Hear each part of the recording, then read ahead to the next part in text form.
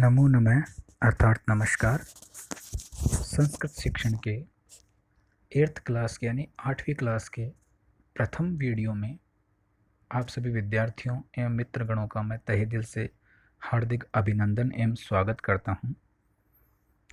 तो आज की वीडियो में देखिए हम जो एनसीईआरटी की बुक है, एनसीईआरटी की जो पुस्तक है, उस पुस्तक का हम प्रथम वीडियो ले रहे हैं। देखिए ये एनसीईआरटी की पुस्तक है। यहाँ पे ये देखिए एनसीईआरटी बुक क्लास 8th का है ये, और वर्ण विचार है ना, वर्ण विचार है ये प्रथम। ठीक है, देखिए वर्ण विचार में हमें क्या करना है कि वर्ण विचार होता क्या है, वर्ण क्या होता है, पहले ये जानते हैं वर्ण क्या होता है। देखिए पहले हम बात करते हैं वर्ण की।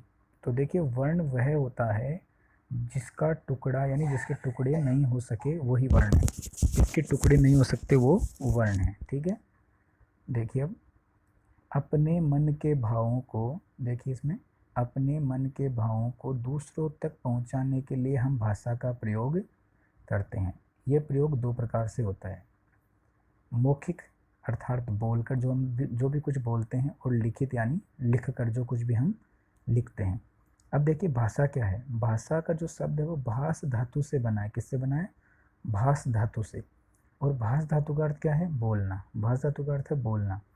तो बोलते समय जो ध्वनियाँ मुख से, मुख मतलब होता है अपना मुंह, अपना मुंह जो होता है वो मुख होता है, तो मुख से जो निकलती है उनको लिखित रूप देने के लिए हम वर्णों अर्थात अक्षरों का प्रयोग करते हैं।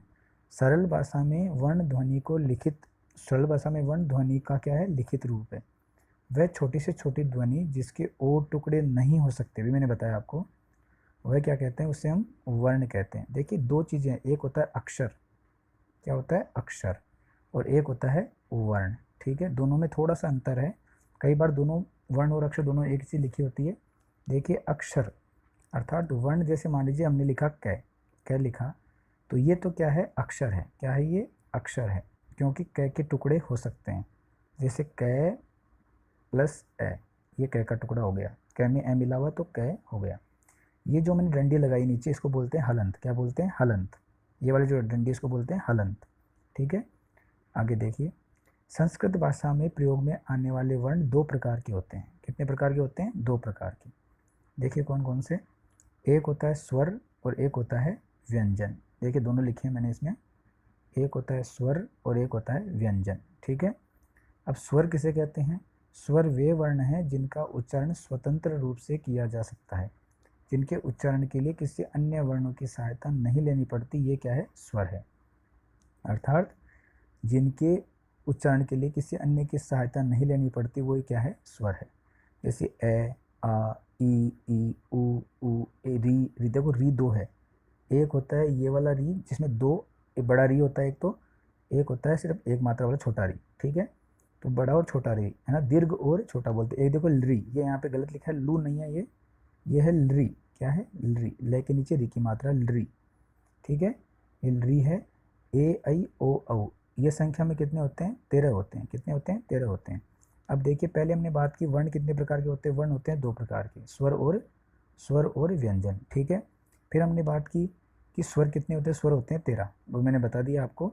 ठीक है, ये आपने पढ़े होंगे दूसरी तीसरी क्लास में। अब देखिए स्वर के भी भेद होते हैं। स्वर कितने प्रकार के? स्वर दो प्रकार के होते हैं। कितने प्रकार के? दो प्रकार के। स्वर दो प्रकार के होते हैं। एक होता है रहस्व स्वर, रहस्व यानी छोटा, रहस्व यानी छोटा, जैसे ए कोई मात्रा नहीं है, ई कोई मात्रा नहीं है, ऊ कोई मात्रा नहीं है, री छोटा वाला री, और ये लू नहीं है, लरी है। मैंने बताया आपको, गलत छपा हुआ है लरी।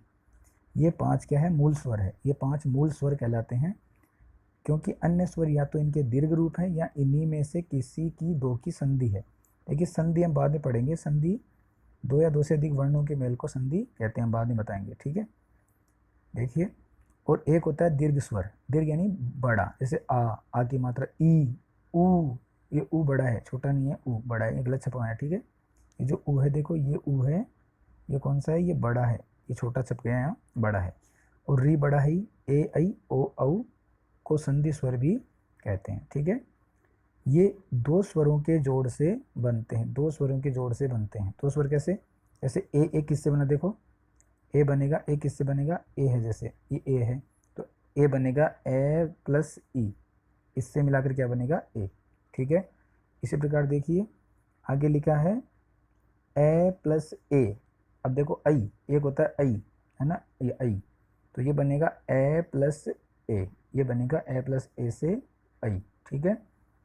उसके बाद देखिए ए प्लस ए से आई बनेगा, और उसके बाद ओ किससे बनेगा, देखो ओ किससे बनेगा, ए प्लस ऊ, ये बनेगा ओ, ए प्लस ऊ, चाहे बड़ा हो चाहे छोटा, उसमें कोई दिक्कत नहीं है, ठीक है। उसके बाद है एक है औ यानी बड़ा औ, तो ये किससे बनेगा, ये बनेगा ए प्लस ओ, ए प्लस ओ से बनेगा, ओ हो चाहे औ बनेगा, ठीक है। तो अब देखो दीर्घ स्वरों की संख्या कितनी है, 8 है, कितनी है 8, रहस्य कितने हैं 5, टोटल कितने हैं 8 + 5 = 13। ये 13 की बात हम पहले कर चुके हैं कि सारे 13 होते हैं, 5 छोटे होते हैं। ये कई बार एग्जाम में पूछते हैं कि 5 स्वर छोटे कौन कौन से हैं, ए ई उ रील री, ठीक है, ये 5 होते हैं, और बड़े आ ई उ री ए आई ओ औ, ठीक है, ये ध्यान रखना है। अब देखिए आगे हम पढ़ते हैं व्यंजन। अभी हमने स्वर पढ़ा, अब देखिए अब ये है व्यंजन, क्या है ये व्यंजन, दूसरा जो वर्ण का दूसरा भेद है व्यंजन, वो हम पढ़ रहे हैं व्यंजन, ठीक है। देखिए व्यंजन वे वर्ण है जिसका उच्चारण किसी अन्य वर्ण की सहायता के बिना संभव नहीं होता है, ठीक है। व्यंजन वे वर्ण है जिनका उच्चारण किसी अन्य वर्ण की सहायता के बिना संभव नहीं होता है, यथा क, देखो अभी मैं बताया ख, ये ख में खू नहीं है, ख हलंत है, ठीक है, इसको हम बोलते हैं हलंत, फिर ग इत्यादि। इन वर्गों का उच्चारण करने के लिए स्वर की सहायता लेनी पड़ती है। जब हम क का उच्चारण करते हैं तो क के साथ ए की ध्वनि भी मुख से यानी मुंह से निकलती है, क्योंकि क में ए जुड़ा, भी मैंने बताया आपको, क्योंकि इनमें हलंत नहीं है, किंतु हलंत युक्त, हलंत बता दिया मैंने, जैसे निचदंडी ये हलंत है, ठीक है। जैसे हलंत युक्त मैं अर्थात मैं, ये देखो हलंत युक्त, ये देखो ये लिखा है इसमें, एक बार देखिए रंग से इसको, ये क्या लिखा है इन्होंने, हलंत युक्त मैं, ये मैं पूरा है, अर्थात मैं में ए शामिल नहीं है, मैं अगर हलंत होगा तो ए शामिल नहीं है। स्मरण रहे यदि किसी व्यंजन में ए न जुड़ा हो तो नीचे हलंत का चिन्ह लगा दिया जाता है, ठीक है, चिन्ह लगाया जाता है, ठीक है। जैसे देखिए लिखा है इसमें क ख न, व्यंजन के नीचे हलंत चिन्ह न लगा हो तो समझ लीजिए इसमें ए जुड़ा है। जैसे मम, अब देखिए मम में 2 शब्द हैं मम, तो कैसे बनेगा, मैं प्लस ए प्लस मैं, ऐसे बनाइए, मैं ए मैं और मैं आधा, ठीक है। क्योंकि इसमें हलंत, देखिए इसमें मम में मैं में ए जुड़ा है, जबकि इसमें हलंत नहीं है, किंतु हलंत युक्त मैं अर्थात मैं में ए शामिल नहीं है, कारण क में ए जोड़ने पर क पूरा बनता है, ठीक है, क ये पूरा बनता है, ठीक है। आगे देखिए संस्कृत भाषा में कुल कितने व्यंजन है, 33, देखो दिख नहीं रहा, मैं लिख देता हूँ 33, कितने 33 व्यंजन होते हैं। संस्कृत में बोलते हैं हम त्रयोत्रिंशत या त्रयत्रिंशत यानी 33, और इंग्लिश में बोलते हैं 33, जिनमें से 26 स्पर्श, माफ कीजिए 25, क्या लिखा है 25, ये 25 लिखा है इसमें, जिसमें 25 स्पर्श है, 25 स्पर्श, 4 अंतस्थ और 4 ऊष्म वर्ण है, ये ऊ बड़ा है, ठीक है, गलत छपा है, छोटा ऊष्म वर्ण है। स्पर्श वर्गों में देखिए क्या क्या है, स्पर्श वर्गों में ये देखिए इधर, स्पर्श वर्गों में 4 अंतस्थ, ठीक है, स्पर्श वर्गों में क्या है, ये देखिए स्पर्श वर्गों में 4 अंतस्थ और 4 ऊष्म वर्ण है। स्पर्श वर्गों को 5 वर्गों में बांटा गया है। अब देखिए आपने कक्षा प्रथम या द्वितीय से पढ़ा होगा, क ख ग घ ड़, वो सारे हैं। देखो स्पर्श व्यंजन कौन कौन से होते हैं, देखिए क ख ग घ ड़, है ना, ये क वर्ग है, क ख ग घ अंग बोलते हैं इसको, ठीक है, अंग है ना, ड़ में नीचे बिंदु होती है, अंग में आगे बिंदु होती है। च छ ज झ ये च वर्ग, इसको बोलते हैं क वर्ग, इसको बोलते हैं च वर्ग, च में 5, ट ठ ड ढ है ट वर्ग, ट 5, लेकिन सारे अलंत, त थ द ध है त वर्ग, और प फ ब में प वर्ग, ठीक है। ये 5 5 10 5 15 5 20 5 25, टोटल 25 क्या होते हैं, स्पर्श वर्ण होते हैं। अंतस्थ अभी बात की थी, अंतस्थ वर्ण ये र ल ये 4 होते हैं अंतस्थ, और ऊष्म वर्ण होते हैं श और है, ऊष्म है ना, श और है। अंतस्थ वर्ण कौन से होते हैं, अंतस्थ वर्ण 4 होते हैं, एग्जाम पूछते हैं कई बार अंतस्थ वर्ण कौन कौन से हैं, ये र ल, ठीक है। अब देखिए स्वर तथा व्यंजन के अतिरिक्त संस्कृत में 2 और ध्वनियों का प्रयोग होता है, जिन्हें हम अयोगवाह कहते हैं। ये 2 ध्वनियाँ कौन कौन सी, देखिए अयोगवाह, एक होता है अनुस्वार और एक होता है विसर्ग, 2 होते हैं, ठीक है। अनुस्वार में जैसे मान लीजिए बिंदु लगी रखी ऊपर, देखिए संस्कृत लिखते हैं हम, संस्कृत तो सै के ऊपर बिंदु लगती है, जैसे संस्कार में ऊपर बिंदु है, संस्कृत में ऊपर बिंदु है, संस्कृति में ऊपर बिंदु है, तो ये जो बिंदु लगती है इसको हम बोलते हैं अनुस्वार। क्या बोलते हैं? अनुस्वार। ठीक है। अब देखिए विसर्ग किसे बोलेंगे? विसर्ग हम बोलेंगे, आप पढ़ते आए हो अभी भी, है ना। विसर्ग किसे बोलेंगे? देखिए विसर्ग हम बोलेंगे, यहाँ देखिए विसर्ग हम बोलेंगे, जैसे मान लीजिए राम, राम लिखा हमने, तो राम है के आगे 2 बिंदु जो लगाते हैं राम है, ये जो 2 बिंदु है ये क्या है? ये विसर्ग है, ये विसर्ग है। तो इन जैसे कृष्ण है, राम है, रमेश है, ये विसर्ग इनको बोलते हैं। ठीक है। तो संस्कृत में 2 ध्वनियाँ होती है, एक अयोगवाह है कहते हैं, अयोगवाह में एक होता है अनुस्वार, एक होता है विसर्ग। ठीक है। आगे देखिए, अनुस्वार नासिक ध्वनि है। नासिक का मतलब होता है नाक, नासिक मतलब नाक, नाक वाली ध्वनि है अनुस्वार। ठीक है। ये नाक की ध्वनि है जिसके उच्चारण में ध्वनि नाक से निकलती है। विपरीत विसर्ग का उच्चारण है की भांति होता है। ठीक है। इसके विसर्ग का उच्चारण किसका होता है? देखो विसर्ग जो होता है उसका उच्चारण तो होता है, जैसे राम है हम लिखते हैं ना, राम है, राम है, तो विसर्ग को हम है से उच्चारित करते हैं। ठीक है। जबकि संस्कार, जैसे न बोलेंगे संस, तो जैसे नाकित से ध्वनि निकलेगी, और इसका उच्चारण किससे होता है? नाक से होता है। इसका अनुस्वार का। ध्यान रहे कि अयोगवाह का प्रयोग केवल स्वर के साथ किया जाता है, स्वर के साथ प्रयोग किया जाता है। अब देखिए संयुक्त वर्ण, ये संयुक्त वर्ण बात करते हैं, जो 2 जुड़े हुए वर्ण हैं उनकी बात कर रहे हैं हम। जब एक स्वर रहित वर्ण दूसरे वर्ण से जुड़ जाता है तो इस मेल से संयुक्त वर्ण बन जाता है। देखिए स्वर रहित, देखिए पहले में स्वर नहीं है, देखिए द और ये में स्वर है, द और ये मिलकर क्या बना? दे। देखिए ये दे बना। अब तुम में से, आप में से कई बच्चे हैं देखिए, वो क्या करते हैं, वो देखिए ऐसे लिखते हैं ध, ये ध है और ये द है, ये क्या है? द। विद्यालय जैसे लिखा है, विद्यालय, विद्यार्थी, नद्य, ये सारे द है। इसी प्रकार देखिए, अब देखिए प और र है, तो प आधा है और र पूरा है, तो क्या बना? प आधा और र पूरा, प र ए। ठीक है। तो प्र बनाइए, प्रातः है, प्रमाणम, प्रणाम। ठीक है। इसके बाद देखिए जय और ये ए नहीं है, यहाँ पे ये गलत छपा है, ये है, क्या है? ये खाली, जय छः जय जय, ये है ना। तो जय आधा है और ये पूरा है, ये क्या बना? जय और ये दोनों मिलकर क्या बना? ज्ञ। क्या बना? ज्ञ, ज्ञ से ज्ञानी। ठीक है।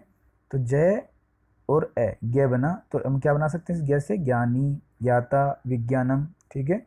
ये ध्यान रखना है। आगे देखिए, एक है तय और रे, त्रय, त्राही, तय और रे मिलकर त्राही, त्रय बन जाएगा। त्राही है, विचित्रम है, त्रश्यति, ये सारे हैं। देखिए अब देखिए और है श और रे, श रे श्रय, श रे श्रय, श आधा है, रे पूरा है, श्रय। तो जैसे परिश्रम लिखते हैं, विश्राम लिखते हैं, श्रांति लिखते हैं ना। ठीक है। इस प्रकार देखो श और री, इसमें देखो नीचे आएगा श्री, ऐसे श्री। ठीक है। श और री श्री। अब देखिए श्रृंगार अगर हम लिखेंगे तो ये ऐसे आएगा, श्रृंगार। ठीक है। यहाँ गलत छपा हुआ श्रृंगार। ठीक है।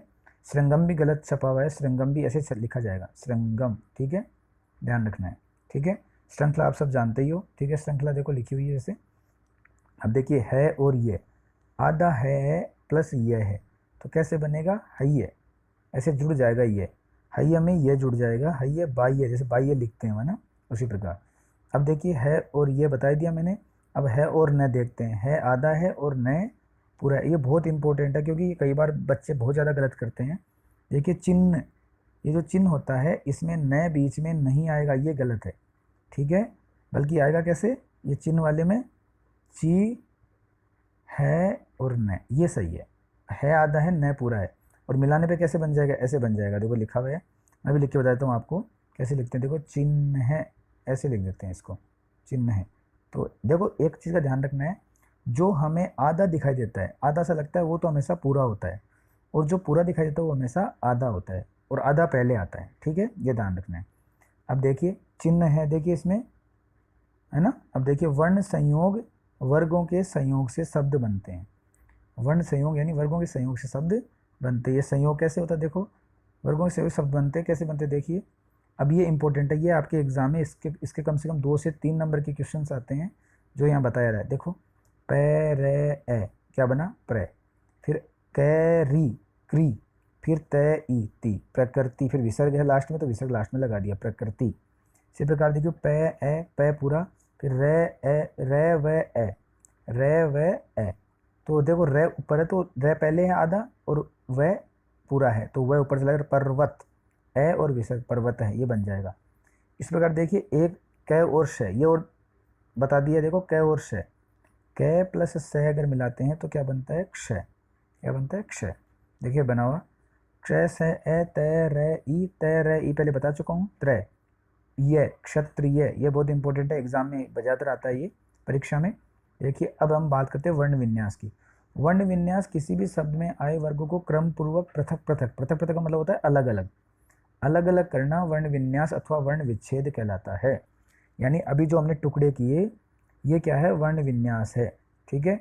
और ये क्या है, वर्ण संयोजन, यानी वर्णों को जोड़ना, ठीक है। जैसे आश्रम है तो आ, फिर हमने लिखा श रे ए, श्रेय मैं ए विसर्ग, आश्रम है। उसके बाद देखिए श्रृंखला लिखा है तो श री ग ख ए ले आ, श्रृंखला।